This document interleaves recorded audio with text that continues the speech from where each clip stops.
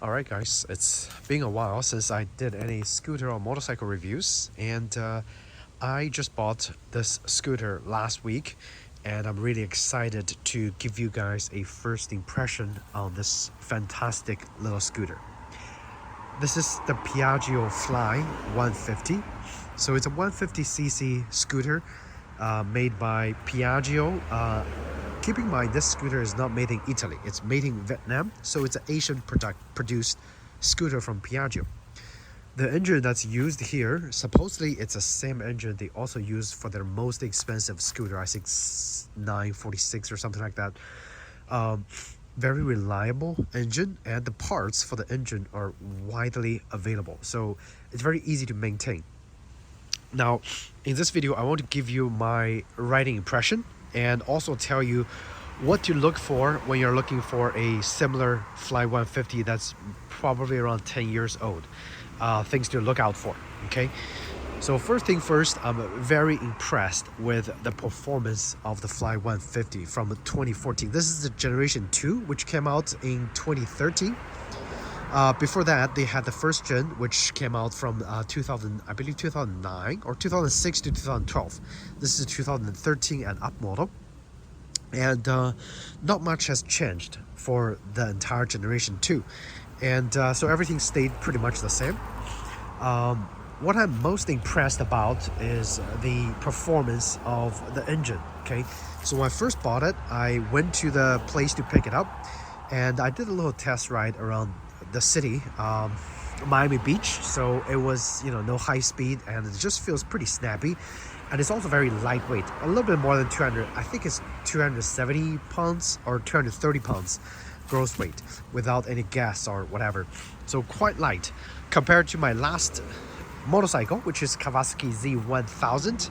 It's a 1000cc naked bike, which was quite heavy, quite a lot more efforts to maneuver that bike.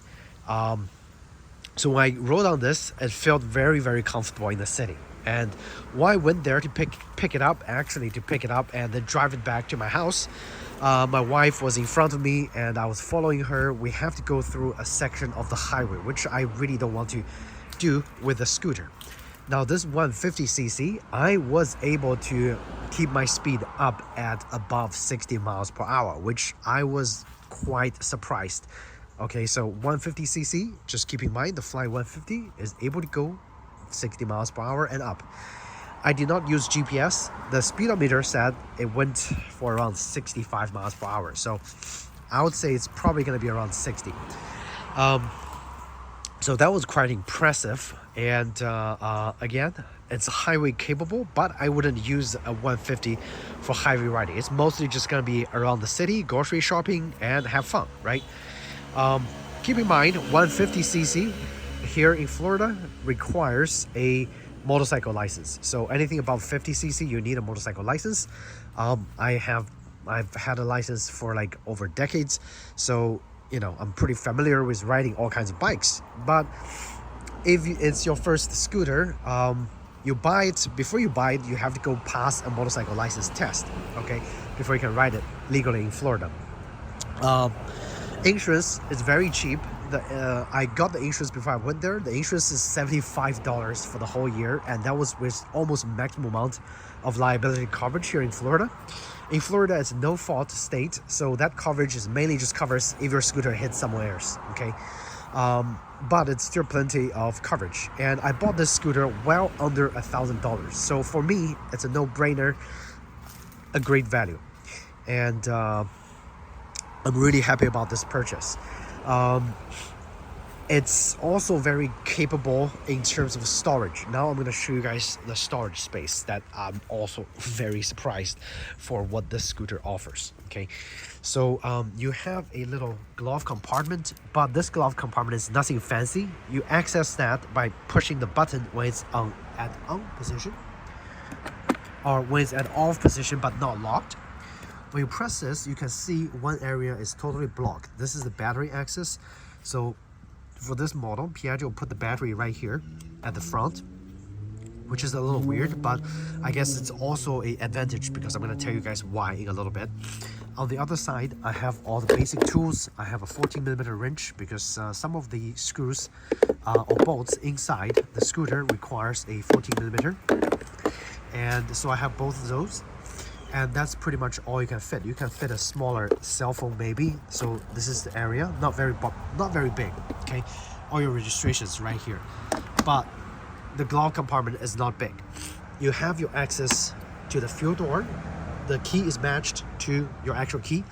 Now another cool thing with this scooter is it's Immobilizer activated. Nobody can steal this without the key. When they steal this without the key, they won't be able to start the bike. So it will be a waste effort to steal this bike. You can see there's a little light over here. That light blinks when the Immobilizer is activated, and right now it's not blinking because it's being parked over 48 hours to save battery. The light goes off. There is a lock position, so if I put it here, it locks the head, so it wouldn't be able to go straight away. And if I put it in off position, you can have the scooter in any way you like and also access the glove box by pressing it. Okay, you don't need the key to press it. You can just press it like so, which is pretty cool. So that's a fuel door. The fuel is about 1.3 gallons, so not a lot of fuel, but it's very fuel efficient from what I read. So mile per gallon is rated at over 100, so 103 or something like that. So that was quite good as well. The mirror has very good visibility, so if you sit on the mirror, it's very easy to adjust it and also see a lot of things that you want to see. The panel also very useful. The only thing that's not useful is this little clock, which the battery has to be changed every 1 to 2 years, and I don't think anybody wants to change that battery because it's a pain in the butt. You have to remove the whole panel front and back, take this thing out and remove the plastic cover on the bottom to replace the battery. It's such a hassle. So I'm sure any of the Fly 150 you see, it's gonna have a dead clock battery, but you change the hours and minutes over here, but nobody's using that. Okay. Fuel gauge, very useful. There's a fuel reading indicator in the fuel tank. The speedometer, easily connected with a cable that's easily replaceable and repaired as well. This scooter has about 13,600 miles on it, and I bought this as the the fourth owner. Okay, so this scooter has been exchanged hands multiple times, but every components on the scooter works perfectly fine. There is the high-low beam. The light is always on, daylight running, and you also have a pass option. By pressing this, it turns on the highlight for just a little bit. You have your turn signal over here. It's not self-canceling, so when you hit, you have to press the center button to reset it. There's your horn over here. It's not going to be activated if you do not have the power on. Low fuel indicator, when it comes on, you have about 30-40 miles of range left, so about 0.3 gallons left, I think. This is the low oil pressure indicator. You never want to see this on during the riding. And this is the fuel injector indicator light. Usually it turns on for about 4 seconds. Once the fuel is primed, it goes off. Your daylight running light, this light is always on when you turn on the scooter. The high beam indicator and the turn indicator, and that's pretty much it. Very simple panel, very easy to read, very useful. Your throttle is over here. I just recently adjusted the free play, so it works pretty good. You have your engine kill switch over here. The color is faded after 10 years and in the Florida sun near the beach, so that's something to keep in mind. It's not, bright red anymore. There's the motor start button. Now for this thing to start, there are a couple steps that you have to satisfy. First, you need to have the side stand off for it to start. Otherwise, it will not start. Even if the Immobilizer is turned to on, to off. And so second, your Immobilizer has to be connected, or the engine start stop has to be enabled. And that is when the last step, you have to press the brake. So there are quite a lot of steps in order for you to start this bike. So just keep that in mind. But it's, once you get used to the routine, it's very easy to do. The mirror, as I said, very easy to adjust and very easy to service as well. Parts are readily available for this bike. The only thing that's not available quite oftentimes are the plastics. So once the plastic has gone bad, it's very hard to find replacement. I tried to go on eBay to find replacement plastic because there are a few bolts connecting area that's being damaged inside. I was just not able to find a good condition one anywhere. Any hardware components inside, the seals, the O-rings, the engine parts are readily available, so you don't have to worry about that. If you don't mind, you know, having the bike look a little rough with scratches all over, right? This obviously has been laid down before, so there are some scratch over here, a big scratch over here. The bike has been laid on the right side pretty hard, okay? But does it work? Still works beautifully. The only thing there is the cosmetic damage, and that's why I'm also as impressed by this little scooter. Right now it's a little dirty because it rained a couple times. I did wash it and wax it, and it looks beautiful. So again, for a 10-year-old bike, this look hasn't fallen out of the mainstream yet, if you ask me. It's still a beautiful, sharp looking tiny scooter, okay? Italian technology, obviously, and a lot of Vespas also use the same 150cc 3-valve fuel injected engine, not carbureted, fuel injected, so that's quite cool. I need to continue showing you guys the storage space. Even though it doesn't have a glove compartment, the cool thing about this flat pedal area is you can put a large bag over here and hook it with this little hook. Show you guys. So once you have a hook over here, you can hook a large plastic bag right here.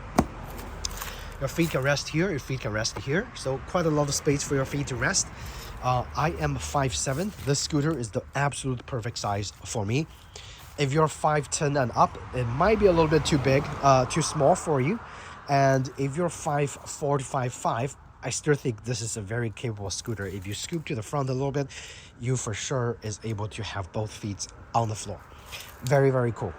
Another thing that's nice about this scooter is, as you can see, the fuel tank is right here, nice and low. So in terms of turning, center of gravity is very low and nice, so absolutely no complaint about that. The control is very nice. The exhaust sounds nice and beautiful. It's a little rusty, but it's a very nice and nice sounding exhaust. There are some fuel evaporator systems, catalyst converters, whatever magic in there, but you can still smell some of the fume that's coming out from the this four-stroke 3-valve cylinder engine, single-cylinder engine. But it's nothing as bad as, say, a 2-stroke engine where you're just gonna smoke yourself up at a stop sign, right, or a red light. The turn signals are DOT approved for US. Now this is one of the weak area. The turn signal rubber is very easily deteriorated. So this one is the original one. As you can see, it's already snapped in half. I have to use the electric tape to keep it in shape. Same with the one on the back. I used some tape to keep it in shape because, again, it's snapped in half due to the age and deterioration in the sun. But the front and back uses the same turn signal. So you can see inside the rear turning signal, there are also 2 lights. Those are for the European models, and so it doesn't serve any function. If you want to put a daylight functioning light in here, I guess you can, but it is not used in the United States, so keep that in mind. And same with the front. The front, there's a daylight running light, so it is being used. Once the bike starts up, this light, both of those lights comes on, and the main low beam comes on, so it always stays on for better visibility. It's your signature Piaggio logo. You access the front panel by popping this out and removing a few screws. Now comes to continue showing you the storage space. Let's find my key.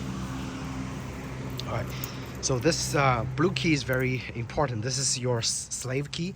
The master key is brown. The brown key is used to program all the slave keys, so the Immobilizer system recognizes all those keys when you use it.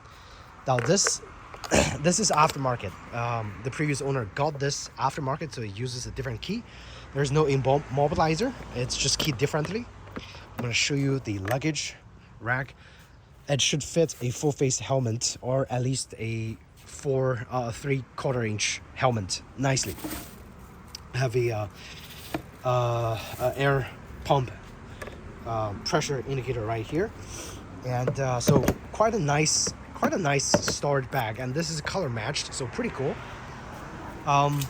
Yeah, there are a lot of reflectors front and back for better visibility, even if you have the lights off.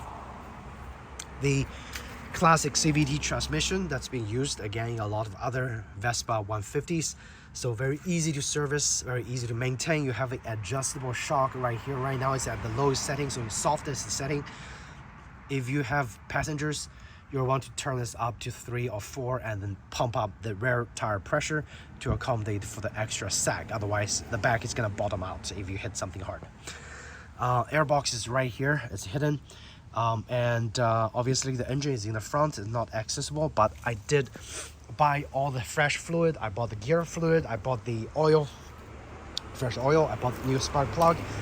I'm gonna change everything in this bike since it's about the time for its 12,000 mile service. So everything is gonna get changed. That's that's unknown, which is, I think, it's gonna bring the scooter into even better performance. Now, last but not least, I want to show you the luggage area under the seat, and this is where I think this has a huge advantage, because with a lot of other scooters, have your fuel tank high and behind, so a lot of times the fuel tank is gonna block a lot of storage under the seat. But look at this one is maximizing all the fuel tank space wasted right here, so you can fit a half face or open face helmet right here and additional grocery right here, so it fits a lot of stuff. And so there are compromise depending on where the fuel tank is being placed. For this bike, I think it's designed well. The fuel tank is low, glove compartment have some space for the registration and stuff, and over here is your main storage area for your groceries and your rain gear and whatever you need. And if you fill this area full, you also have a very large color matched rear luggage that you can put more stuff in. For a 150cc scooter, this is absolutely the best storage space or the value for city riding that I found. Okay, I did look at a lot of other scooters in this caliber or in this price range. I cannot find anything less than $1,000 used that can compete with this Piaggio Fly 150 fuel injected. And the front suspension, it's a regular fork. The seal supposedly is very easily broken, so do inspect this once in a while. Make sure there's no broken seal. If it's broken, it needs to be serviced and new seal put in and new fluid put in there. The disc brake is, I think, one of the weak area of the scooter, because even though it's a dual caliper disc brake, it just doesn't brake as, it doesn't even brake as well as the drum brake on the back. So I'm suspecting there was some rust on the brake pads, or there was some kind of oil that damaged the brake pads. So I need to have the brake re-bled and new pads put in, which I also ordered. So hopefully that would bring the performance of the disc brake up a little bit. This is a 220mm disc brake front, and on the back, again, it's a drum brake. This drum brake brakes on a dime, so fantastic drum brake over here. You don't have to worry about disc brake on the back because that drum brake is very strong. And that pretty much sums up this first impression. It rides very nice, goes 60 miles per hour and up, and in the city this thing is a fantastic fun beast to ride around. The wheel is aluminum, wheel set is aluminum, so lighter weight. The tires 12-inch, very easily replaced and very cost effective. It barely costs anything to maintain this scooter. All the new fresh fluid, all the replacement parts that I bought together to restore this bike cost me less than $100, which I think was pretty amazing. Okay, so I'm gonna do everything on myself. It's gonna save even more money as opposed to bring it to a scooter shop. So if you're kind of handy, you can definitely service this scooter all by yourself very easily. Okay, so that's my first impression, and obviously as I continue owning this scooter and doing the maintenance on the bike, I will update you guys on what on my impression, continuing as we go. And a couple nitpicks is this part is is no longer available. I can't find this replacement part, and as you can see, it's pitted. It kind of looks ugly. The front headlight was fogged up, so I used a little polishing compound to polish it back up, and seems to be working perfectly fine. Eventually, this instrument panel will also fog up, and you can use a polishing compound very easily to repolish this back up. This cover is also available as a replacement, still for sale, so just keep that in mind. A lot of parts are surprisingly still available, widely available. Piaggio technology over there. Oh yeah, passenger. Okay, so what my wife said when I took her for a joyride, this is gonna be the last section, okay, passenger, is it's very comfortable sitting on the back. And there is a large seating pillion area on the back for the passenger. This is very nice and grippy, and you can also fold it when it's not in use. And then very lastly, there is a center stand right here for additional support. So you can pop this center stand on, and you don't have to use the side stand. For taller riders, this also comes as the advantage because this is a full seat. So if you're tall, your feet doesn't have any place to extend. You can sit back a little bit more for more comfort on your leg. A lot of maxi scooters, once you're tall, you sit on the seat, a lot of times they have a large stop, a hard stop over here, then you're screwed, right? So keep that in mind. Fantastic scooter, great value if you can find this for less than $1,000. Yeah, and I have no complaints. So any questions, comments, feel free to ask me in the comment section down below, and I would be happy to answer for you guys. Now, thanks again, and make sure to subscribe for more contents about this scooter. Take care. Alright guys, so as an added bonus, I'm gonna show you guys what the bike sounds like when I actually start the bike, because previously we just talked about the bike without even riding it.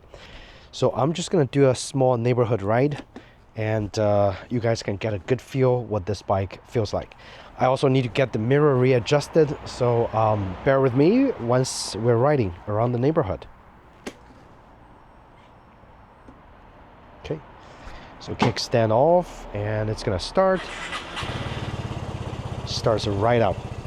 Now keep in mind, I'm using a DJI wireless mic that is put inside my shirt, so the sound might be a little bit different than what you actually hear from the engine, but this is when the bike starts, and so I still got quite a lot of fuel left.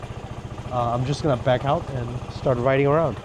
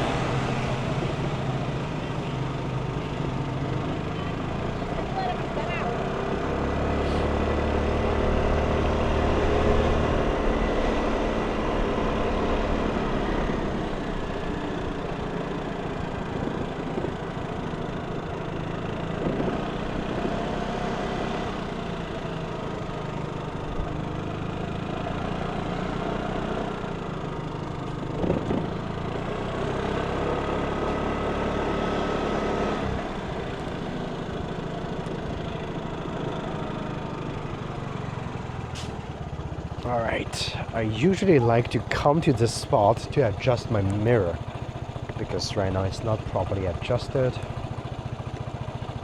Okay.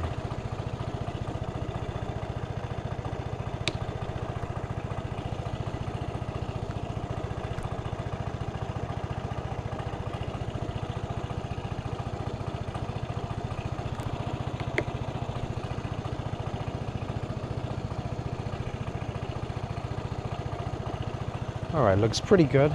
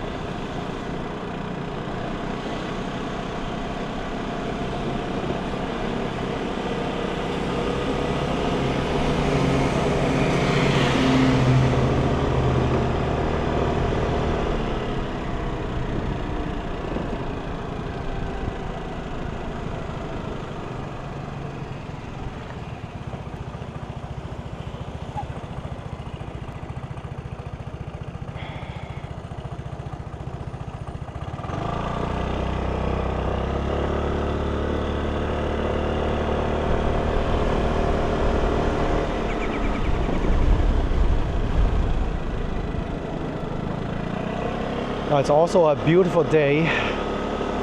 Weather's around 85, 86 degrees Fahrenheit here in Florida. And I'm not sure if you guys can hear me. Hopefully you can. This scooter is built for neighborhood and city riding with plenty of storage to fit all kinds of small errand runs. And anytime you don't need to ride the car if it's not raining and it's a short distance run, I think a scooter is your best value proposition and also gives you more fun, like just riding around. So yes, I would definitely recommend this scooter if you find one for sale locally. It's very easy to maintain. Value-wise, this scooter worth a lot more. Cheaper than the Vespa, okay?